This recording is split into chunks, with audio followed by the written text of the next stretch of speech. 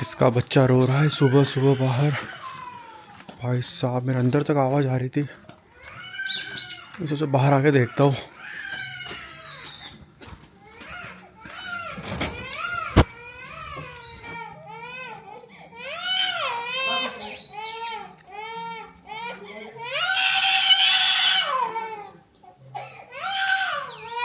उस बच्ची ने सारे घर वालों को उठा दिया होगा यहाँ पे।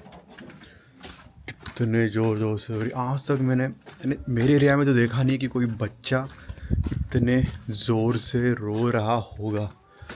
मैं अंदर ब्रेकफास्ट कर रहा था, इतने ज़ोर से रोने की आवाज़ है। मुझे लगा देखते एक बार बाहर जाके किसी का बच्चा खो तो नहीं गया, क्योंकि जापान में बच्चे इतने ज़ोर से नहीं रोते हैं। बहुत बहुत रेयरली मैंने देखा है कि इस तरीके से ज़ोर ज़ोर से बच्चे जापान में रोते हैं। आपको बिल्कुल दिखेंगे ही नहीं। अभी मेल बॉक्स से दोस्तों मैंने निकाला है, ये एक इन्वेलप आया था, उसके अंदर ये मैगज़ीन आई थी। ये मैगज़ीन है बॉडी बिल्डिंग जो कंपटीशन होती है जापान में, तो पूरे साल भर की यानी 6 मंथ्स की मैगज़ीन निकलती है। तो ये फर्स्ट वर्जन आया है मैगज़ीन का। तो जितने भी कंपटीशन जापान में हुए हैं NPC के, FWJ के, तो जिन लोगों ने पार्टिसिपेट किया था उनका सबका इसमें मैगज़ीन में फ़ोटो आता है। तो मैंने चेक किया तो ये जुलाई तक ही था। तो मेरा जो कंपटीशन वो सितंबर में हुआ था, तो इसका जो सेकंड वर्जन आएगा इस मैगज़ीन का, उसमें शायद मेरा फ़ोटो होगा। एक कवर पेज, ये शायद जो प्रो कार्ड है जीते हुए विनर्स होंगे मे बी, बट इसके अंदर जिन लोगों ने भी पार्टिसिपेट किया है, अलग अलग शो है, अलग अलग जगह पे अलग अलग टाइम पे हुए थे, तो सभी के फ़ोटोज़ वगैरह इसमें दिए हुए हैं। ये कोई मोला कब हुआ था, जुलाई में, तो ये आखिरी है इसके अंदर। इसके बाद वाले नहीं है अभी तक, तो मैं भी शायद अगले वाले बुक के अंदर, मैगज़ीन के अंदर इसके बाद वाले जितने भी यहाँ पे कंपटीशन हुए थे। जब ये सेकंड वाला मैगज़ीन रिलीज़ होगा तो ज़रूर बताऊंगा आपको कि उसमें मेरा फ़ोटो आया है नहीं आया है। हाय हाय,少々お待ちください。一応なんかね、合ってますかね。はい。ありがとうございます。अभी जिम निकलने ही वाला था मैं, थैंक गॉड। एक मेरा पार्सल आने वाला था, अच्छा हो गया वो आ गया। क्योंकि जापान में ऐसा होता है कि अगर आप घर पे नहीं हो ना, तो वो एक रिसिप्ट डाल देते हैं आपके घर में, अनअटेंडेबल डिलीवरी वाला। तो आपको वो फिर से रिसिप्ट, बारकोड होता है, स्कैन करो, फिर उनको फिर से नेक्स्ट उसमें टाइम होता है कि ये टाइम के स्लॉट में आप उसको फिर से बुलवा सकते हो। तो एनीवे इसको मैं आपको खोल के दिखाता हूँ। आई थिंक आपने गेस कर लिया होगा क्या है, क्योंकि मैंने आपको लास्ट वीडियो में बताया था कि मेरा जो, एक मिनट आपको खोल के दिखाता हूँ क्या है। तो फाइनली हमारा आ चुका है एयरपॉड मैक्स का जो कुशन है। लास्ट टाइम मैंने आपको बताया था, लास्ट व्लॉग में आपको बताया था कि वो कुशन गिर गया था। तो ये कुशन मैंने एप्पल के वेबसाइट से मंगाया है। तो इसके ऊपर भी वो जो सील होता है ना, मज़ा आता है इसको खोलने का, आवाज़ बढ़िया आता है इसका। तो इसको निकालते बाहर, एक पैर एक्चुअली, दो है इसके अंदर, इस तरीके से। तो कहाँ है हमारा एयरपॉड? तो ये रहा हमारा एयरपॉड मैक्स। तो इसका जो एक गिर चुका था ना ये वाला, तो इसमें लिखा हुआ है राइट, ये मेरा लेफ़्ट साइड का, अच्छा लेफ़्ट साइड का गिरा था, तो ये लेफ़्ट। तो ये मैं सोच रहा हूँ ये भी निकाल देता हूँ, क्योंकि बहुत साल से मैं इसको यूज़ कर रहा हूँ ना। तो जब मैं वर्कआउट करता हूँ तो पसीना इसमें जाता है, तो इसका स्मेल भी बड़ा गंदा आ रहा है। इसको मैंने एक्चुअली 1-2 बार धोया भी था, बट स्मेल भी थोड़ा इसमें आ रहा है। और कुछ फटा नहीं है, बट देखो बिल्कुल एकदम इंटैक्ट है। डोई की थोड़ा स्मेल भी आ रहा है, और पुराना है तो इसको हम डाल देते हैं, नया वाले दोनों लगा देते हैं। वाह, ये बड़ा सही हो गया अभी, परफेक्ट। यूअर 9990 ने बोला है कि जो ये कुशन है इसका फर्स्ट कॉपी मिल जाएगा। बट वही है कि फर्स्ट कॉपी का ऐसा है ना कि इसका आपको एक खासियत पता होगा, इसमें है नॉइज़ कैंसलेशन। ये बहुत ही बढ़िया बेस्ट फीचर है और one of the best headphone है मार्केट में जिसका नॉइज़ कैंसलेशन बहुत बढ़िया है। और ये जो कुशन है ये हेल्प करते हैं नॉइज़ कैंसलेशन को और अच्छा क्वालिटी देने के लिए। तो अगर मैं इसका फर्स्ट कॉपी अगर लगाता हूँ इसको, तो जो नॉइज़ कैंसलेशन का जो इफेक्ट है ना, वो कभी कभी कम भी आता है या फिर कभी कभी वो आता भी नहीं है। मैंने रिव्यूज़ पढ़े थे फर्स्ट कॉपी के भी, और फर्स्ट कॉपी एक्चुअली बहुत सस्ती आती है, 1,000 या 2,000 इनके मिल जाएंगे। बट वही है कि एक बार ले लूँगा काम नहीं करे तो फिर वो वेस्ट हो गए। तो मैंने वही सोचा कि एक ही बार इन्वेस्ट करते हैं, और एक बार क्वेश्चन चेंज कर दिया, अभी इसको 2-4 साल वैसे तो ख़राब होते हैं नहीं, तो 2-4 साल इसको भी चेंज करने का काम ही नहीं है। तो वन टाइम इन्वेस्ट करो, अच्छे से करो। तो लगाते हैं हमारी वर्कआउट वाली प्लेलिस्ट और निकलते हैं जिम के लिए। यहाँ पर कुछ अंकल माइक में अनाउंस कर रहे हैं, और यहाँ पे एक बंदी बोर्ड लेके खड़ी है जिसपे कि कुछ जापानीज में लिखा है। वर्किंग टाइम के बारे में बता रहे हैं कि 7 घंटे दिन में अगर काम करोगे तो अच्छा रहेगा, 0 ट्यूशन फी समथिंग कुछ लिखा हुआ है। इतना क्लियरली मुझे समझ में नहीं आ रहा है कि एग्जैक्टली किस टॉपिक के बारे में बात कर रहे हैं। उसका मैंने वो गूगल ट्रांसलेट करके आपको साइड में, आपको समझने के लिए साइड में फ़ोटो दे रहा है। वैसे दोस्तों आज जापान में है स्पोर्ट डे, खेल दिवस जिसको हिंदी में बोलते हैं। 1964 में जब जापान में समर ओलंपिक हुआ था ना, तो मंडे को हुआ था वो, यानी आज के दिन हुआ था, तो इस वजह से आज के दिन वो छुट्टी दे देते हैं। तो पहुंच गए अभी हम हमारे जिम के पास में। तो वैसे तो आज स्पोर्ट डे है, तो उस बहाने से हमारा वर्कआउट भी हो रहा है। तो मिलता हूँ मैं आपको मेरा वर्कआउट ख़त्म होने के बाद में।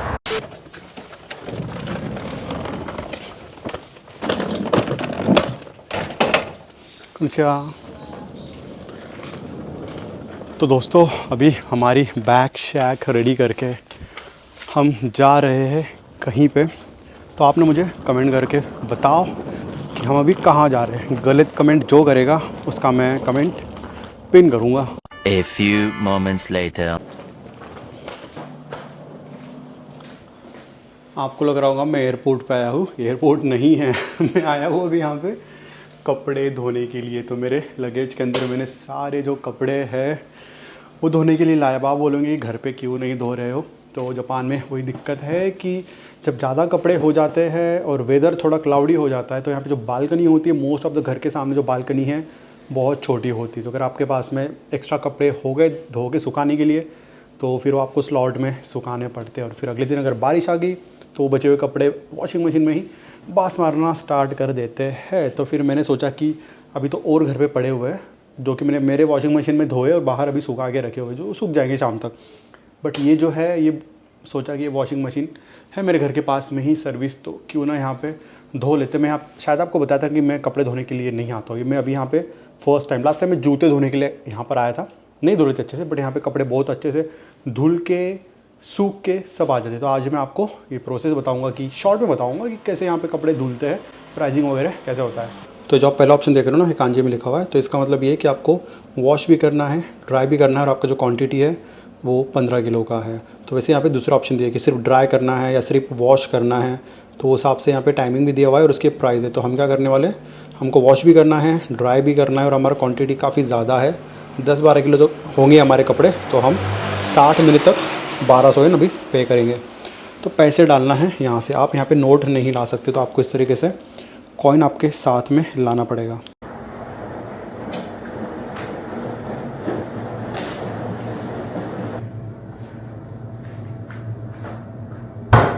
अभी हम लेंगे ये वाला 1200 येन बोल रहा है पैसे डालने के लिए। तो यहाँ से हम अभी कॉइन्स डालेंगे 1200 येन। तो अभी 1 घंटा हमारे कपड़े इसके अंदर धुलने वाले हैं। अभी हमारे 1 घंटा जब तक कपड़े धुलते हैं, तब तक हम थोड़ा जापान के बारे में बात करते हैं। तो वैसे मैंने अभी फैमिली मार्ट से कॉफ़ी भी ले लिया, आइस कॉफ़ी अभी। तो दोस्तों अभी जापान में रिसेंटली काफ़ी इंडियंस आने लगे हैं। मैं काफ़ी नोटिस कर रहा हूँ पढ़ाई के लिए, जॉब के लिए, क्योंकि यहाँ पे वैकेंसीज अभी धीरे धीरे काफ़ी बढ़ते जा रही है। बट हो ऐसा रहा है ना कि सब अभी जापान में आना चाहते हैं। अब मेरे व्लॉग के थ्रू तो आप जापान को देख रहे हो कि यहाँ पे लाइफस्टाइल कैसा है, सब बातें आपको धीरे धीरे पता चल रही है।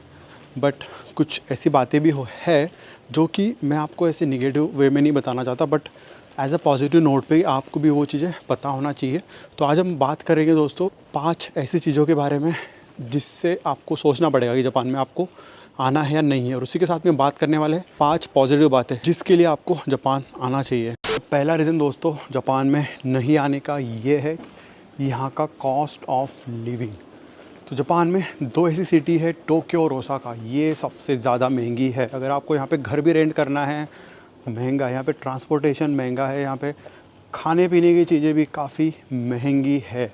तो अगर आप जापान में जॉब के लिए आ रहे हो या पढ़ाई के लिए आ रहे हो, अगर आपकी यूनिवर्सिटी, आपका ऑफिस टोक्यो में है या फिर ओसाका में है, तो आपका कॉस्ट ऑफ लिविंग काफ़ी हद तक हाई हो जाएगा। तो अगर आपकी सैलरी एक लिमिटेड रेंज में नहीं है, उससे ज़्यादा नहीं है, तो आपको बहुत बहुत पैसे बचाने पड़ेंगे। आप यहाँ का जो लाइफस्टाइल है वो एंजॉय नहीं कर पाओगे। आपको बहुत यहाँ पे गरीबी की हालत में रहना पड़ेगा। बहुत से लोग मैंने से देखे हैं कि जापान आ तो जाते हैं बट उनका सैलरी इतना अच्छा खासा नहीं होता है, तो उनका लाइफस्टाइल भले ही जापान में आ जाओ बट लाइफस्टाइल वो उतना अपना हाई मेंटेन नहीं कर सकते। तो अगर आप जापान में आ रहे हो, आपको जॉब लगी है यहाँ पे, तो आप अपना सैलरी पहले बराबर उनसे निगोशिएट कर लेना और उसी हिसाब से आप जापान में आना। दूसरा रीज़न जापान में नहीं आने का ये है, वो है लैंग्वेज बैरियर। उसके पहले आप ये देख लो मेरे पीछे गाड़ी का ज़बरदस्त गाड़ी, टोयोटा की टायर देख लो उसके, ज़बरदस्त एकदम। तो हाँ, लैंग्वेज बैरियर यहाँ पे बहुत ही बड़ा इशू है। अगर आप जापान में हो और आपको जापानीज़ लैंग्वेज नहीं आ रही है तो बहुत बहुत दिक्कत हो सकती है, क्योंकि अगर आपको यहाँ पे सर्वाइवल करना है जापान में तो आपको जापानीज़ आना चाहिए, एटलीस्ट N5 तो आना ही चाहिए। क्योंकि यहाँ पे आप किसी भी स्टोर में चले जाओ, सुपरमार्केट में चले जाओ, यहाँ पे लोग इंग्लिश बिल्कुल भी बात नहीं करते, यानी इनको समझ भी नहीं आता है। हाय हेलो बस उतना ही इनको आता है, बाकी ये बिल्कुल आपकी इंग्लिश नहीं समझ पाएंगे। अगर आप वार्ड ऑफिस में भी जा रहे हो, कहीं ऑफिशियल काम है आपका, वहाँ भी आप इंग्लिश में इनको आती नहीं है। दिक्कत वहीं हो जाती है कि आपको लैंग्वेज आना ज़रूरी है। तो डिपेंड करेगा कि आपका यहाँ पे काम क्या है। अगर आप IT में हो, इंजीनियर हो, तो मुझे नहीं लगता कि आपको N2 N1 आने की ज़रूरत है। आपका N4 N3 से भी काम चल जाएगा। बट अगर आप सेल्स में हो, मार्केटिंग में हो, ट्रांसलेटर का आपका जॉब है जिसमें आपको high level of Japanese, native Japanese आना ज़रूरी है, तो मैं रिकमेंड करूँगा कि आपको N3 के ऊपर ही आप जापान में वो पढ़ के आइएगा। थर्ड रीज़न है जापान में नहीं आने का, वो है यहाँ का वर्क कल्चर। आपने काफ़ी बार मेरी वीडियो में सुन लिया होगा कि कारोशी, ये एक ऐसा टर्म है जापान में जो कि यूज़ किया जाता है ओवर वर्क के लिए। तो जापानीज़ लोग इतने दीवाने होते हैं, दीवाने यानी पता नहीं को क्या क्रेज़ है ओवर टाइम करने का, ओवर वर्क करने का, बहुत काम करते हैं जापानीज़ लोग। तो वो भी आपसे ही एक्सपेक्ट करेंगे। अगर आप कोई ट्रेडिशनल जापानीज़ कंपनी में हो, जॉब कर रहे हो, तो वहाँ के एम्प्लॉय, वहाँ का जो आपका मैनेजर रहेगा, वो आपसे यही एक्सपेक्ट करेगा कि भाई आप भी उतना काम करो जितना आपके टीम मेंबर कर रहे हैं। तो स्टार्टिंग में आपको अच्छा लगेगा, मज़ा आएगा, बट धीरे धीरे ना आपका वर्क लाइफ बैलेंस यहाँ पे नहीं हो पाएगा। मैंने काफ़ी लोग, मेरे दोस्त देखे यहाँ पे, जो कि 1 साल के बाद में परेशान हो गए यहाँ पे। कुछ तो चले गए इंडिया वापस, क्योंकि वो झेल नहीं पाए यहाँ का वर्क प्रेशर, यहाँ का लाइफस्टाइल, वर्क कल्चर बिल्कुल उनको नहीं सूट हुआ, तो वापस चले गए वो। तो आप ये ज़रूर देखिएगा कि आप जापान में आओगे तो यहाँ पे आपको सबसे पहले तो कल्चरल शॉक मिलेगा, वो सबसे बड़ी चीज़ है। 6-7 महीने वो उसके बाहर आप निकलोगे तो आपको यहाँ के वर्क कल्चर में अगर आप घुल मिल गए तो आप रह सकते हो यहाँ पे अच्छे से, बट नहीं तो काफ़ी दिक्कतें आपको हो सकती है। तो ये भी आप ज़रूर आने से पहले जापान में वर्क कल्चर के बारे में भी सोचिएगा। फोर्थ रीज़न है जापान में नहीं आने का, वो है यहाँ का सोशल आइसोलेशन। ये तो आपने बहुत टर्म सुन लिया होगा। जापानीज़ लोग जल्दी से दोस्त नहीं बनते, बहुत शाय होते हैं, बात नहीं करते। ये तो मैंने भी एक्सपीरियंस किया है, अभी भी करता हूँ बहुत बार। तो जापान में अगर आप आ रहे हो, जैसे इंडिया में हमारे होता है, हम बहुत जल्दी फ्रेंडली हो जाते हैं, एक बार दोस्त बन गए तो बहुत अच्छे से रहते हैं, बातें शातें करते हैं। जापान में वैसा नहीं है। यहाँ पे आस पड़ोस में भी लोग कोई बात नहीं करता, हाय हेलो बस उतना ही, बाकी यहाँ पे कोई इतना इंटरटेन नहीं करेगा आपको।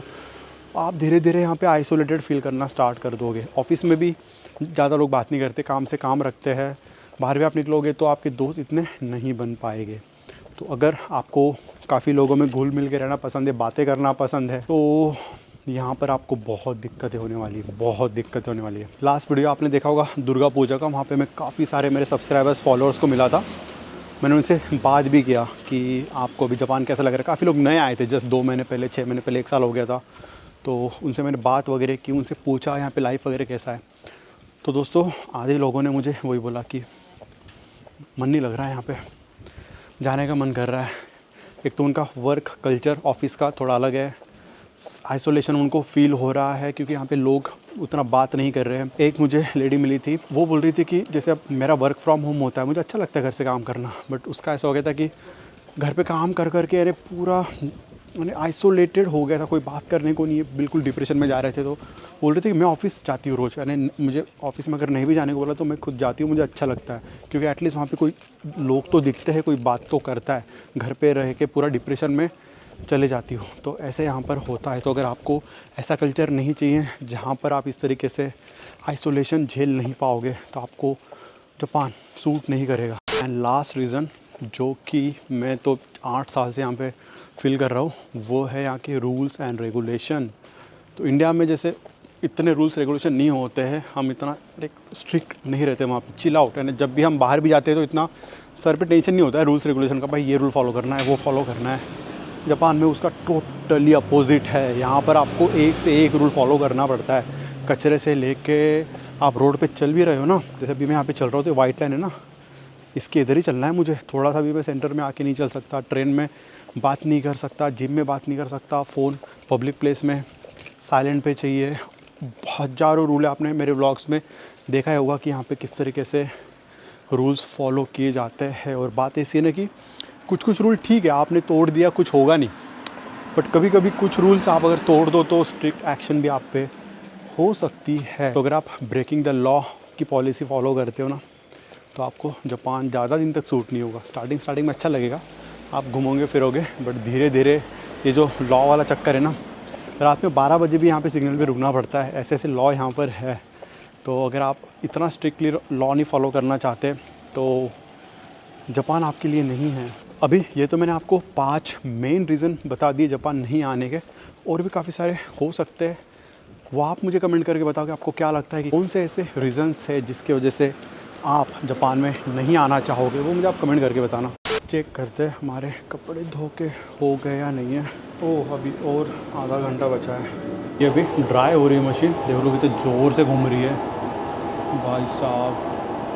हमने 5 निगेटिव रीज़न की तो बात कर ली जापान में नहीं आने के लिए। अभी बात करते हैं 5 ऐसे रीज़न जो कि आप ज़रूर जापान में आना ही चाहिए। पहला रीज़न जापान में आने का ये है कि यहाँ पर आपको हाई क्वालिटी एजुकेशन मिलेगा। तो अगर आप जापान में पढ़ाई करने के लिए आ रहे हो तो यहाँ की जो यूनिवर्सिटीज़ है, कॉलेज है, तो आप तो पता होगा कि जापान टेक्नोलॉजी के मामले में दुनिया में सबसे आगे। तो अगर आप जापान से पढ़ाई करोगे तो you will get a very good salary and good job in Japan. साथ ही में अगर आप जापान में जॉब के बाद आपके फैमिली के साथ में यहाँ पे रहोगे, आप अपने बच्चों की पढ़ाई के बारे में भी फ्यूचर में सोच रहे हो, तो Japan is a best country जहाँ पर आप एजुकेशन बहुत ही अच्छे से ले सकते हो। सेकंड रीज़न है जापान चूज़ करने का, वो है यहाँ की job opportunities in IT field, engineering field. अब यूएस में तो आपको पता है कि कैसे कचरा हो चुका है इंडियंस का। वहाँ पे तो मैं बहुत बार जा चुका हूँ वहाँ पे, और वहाँ पे तो इतने इंडियंस हैं, तो कुछ कुछ कम्युनिटी एरिया ऐसे कि आपको लगेगा कि आप इंडिया में ही आ चुके हो। तो वहाँ पे इंडियंस को इतनी वैल्यू नहीं है यूएस में। वहाँ पे रिसेंटली जो H1B1 वीज़ा है उसमें भी लॉटरी लगी है, काफ़ी लोगों को नहीं लगी लॉटरी, निकाल दिया उनको, उनका वीज़ा कैंसिल कर दिया। बट जापान में उसका उल्टा है, जापान में इंजीनियर्स की काफ़ी कमी है। स्किल वर्कर जैसे कि data science engineers, IT engineers, तो इस टाइप की जो स्किल्स है ना, यहाँ पे बहुत डिमांड में, और स्किल लोग इनके पास है नहीं काम करने के लिए, वर्कर नहीं है, तो इनको मैन पावर चाहिए। तो रिसेंटली पिछले 5 साल से जापान में अगर आपने नोटिस किया होगा, बहुत इंडियंस फॉरेनर्स यहाँ पे जॉब के लिए आ रहे हैं, और आगे आने वाले भी कुछ साल में यहाँ पे बहुत रिक्रूटमेंट्स होने वाले हैं। थर्ड रीज़न है जापान आने का, वो है पीस ऑफ लाइफ। यहाँ पे लोग किसी को परेशान नहीं करते, यहाँ पे केयर करते हैं। अपने बाजू में कोई अननोन पर्सन भी बैठा है, मेरे वजह से उसको तकलीफ़ नहीं होना चाहिए, ऐसा लोग यहाँ पे ध्यान रखते हैं। कभी किसी को परेशान नहीं करेंगे। यहाँ पे चोरियाँ होती नहीं है, यहाँ पे क्राइम रेट काफ़ी कम है। वुमेंस के लिए भी यहाँ पे बहुत ज़्यादा सेफ्टी है। रात बेरात बाहर निकल जाओ, कोई दिक्कत नहीं। यहाँ पे बहुत पीसफुल लाइफ है, कोई किसी का बुरा नहीं चाहता, कोई किसी के पैर नहीं खींचता। अगर कोई आगे बढ़ रहा है ना, कोई किसी के पैर नहीं खींचता। ना यहाँ पे रिजर्वेशन सिस्टम है, ना यहाँ पे कुछ पॉलिटिक्स खेलता है कोई किसी के साथ में। यहाँ पे चलता है फर्स्ट कम फर्स्ट सर्व।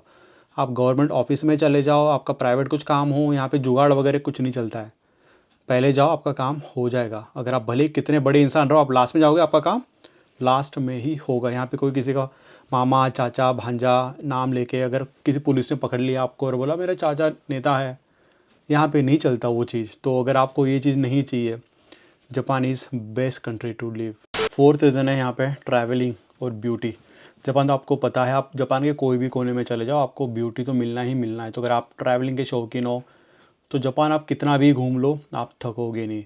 और आखिरी रीज़न है दोस्तों जापान में आने का और जापान चूज़ करने का, वो है यहाँ की फैसिलिटीज़। जो यहाँ की कंपनीज़ आपको प्रोवाइड करती है ना, वो आपको और कहीं नहीं मिलने वाला। इंडिया में तो आपको बिल्कुल नहीं मिलने वाला। जैसे कि अगर आप जापान की कोई बड़े कंपनी में काम कर रहे हो तो आपको यहाँ पे हेल्थ इंश्योरेंस मिलेगा, यहाँ पर आपको कम्यूटिंग मिलेगा, हाउसिंग अलाउंस मिलेगा और बहुत सारे पर्क्स आपको मिलेंगे। जैसे कि अगर आप पेरेंट्स बन रहे हो तो आप पैटर्निटी लीव मिलेंगी 1 साल की। आपके जो बच्चे हैं, अगर 1 से ज़्यादा बच्चे आपको हो रहे हो तो यहाँ की गवर्नमेंट 5 लाख येन यहाँ की गवर्नमेंट आपको देगी।